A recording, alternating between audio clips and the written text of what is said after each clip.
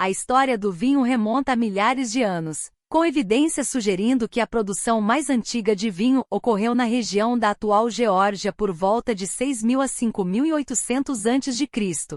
A partir daí, o cultivo de uvas e a arte da vinificação se espalharam para a antiga Mesopotâmia, Egito, Grécia e Roma. Nas civilizações antigas, o vinho tinha significado cultural e religioso. Os gregos, por exemplo, adoravam Dionísio, o deus do vinho, e o vinho desempenhava um papel vital em suas cerimônias sociais e religiosas. Os romanos aprimoraram ainda mais as técnicas de vinificação e expandiram o cultivo de videiras por todo o império.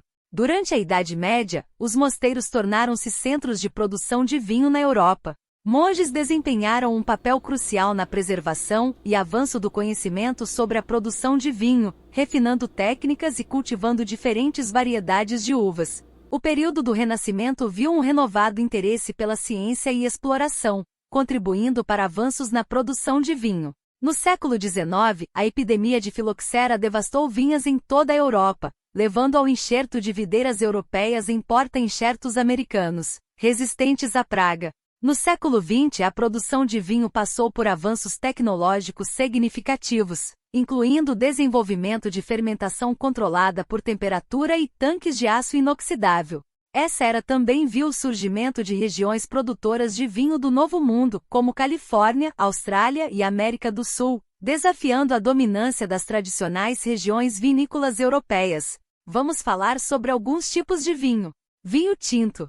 Exemplos: Cabernet Sauvignon, Merlot, Pinot Noir, Zinfandel. Características: geralmente feitos a partir de variedades de uvas escuras, os vinhos tintos são conhecidos por seus sabores e aromas ricos e robustos. Geralmente combinam bem com carne vermelha e pratos mais substanciais. Vinho branco.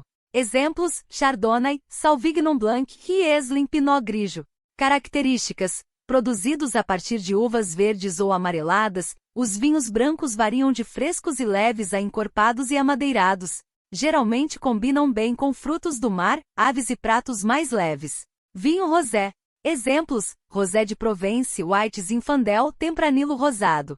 Características: os vinhos rosé são feitos a partir de variedades de uvas tintas, mas com contato limitado entre as cascas das uvas e o suco. Apresentam uma cor rosa e podem variar de seco a doce. Vinho espumante. Exemplos: champanhe, prosecco, cava. Características: conhecidos por sua efervescência, os vinhos espumantes podem ser brancos ou rosé. As bolhas são geralmente resultado de uma fermentação secundária e são frequentemente associadas a celebrações. Vinho de sobremesa. Exemplos: Porto, Sauternes, vinho de gelo. Características: doces e frequentemente servidos em quantidades menores, os vinhos de sobremesa podem ser apreciados sozinhos ou acompanhando sobremesas. São feitos a partir de uvas com teor de açúcar mais elevado. Benefícios do vinho. Propriedades antioxidantes. O vinho, especialmente o tinto, contém antioxidantes como o resveratrol, que podem ajudar a proteger as células contra danos causados pelos radicais livres. Saúde cardíaca. O consumo moderado de vinho tinto tem sido associado a um menor risco de doenças cardíacas. Os antioxidantes e o teor alcoólico podem contribuir para uma melhoria na saúde cardiovascular. Saúde óssea. Alguns estudos sugerem que o consumo moderado de vinho pode estar relacionado ao aumento da densidade óssea, reduzindo potencialmente o risco de osteoporose. Longevidade. O paradoxo francês refere-se à observação de que, apesar de uma dieta rica em gorduras saturadas, os franceses têm taxas mais baixas de doenças cardíacas, o que alguns atribuem ao consumo moderado de vinho tinto. Saúde mental. O resveratrol e outros compostos presentes no vinho podem ter efeitos neuroprotetores, potencialmente reduzindo o risco de declínio cognitivo relacionado à idade.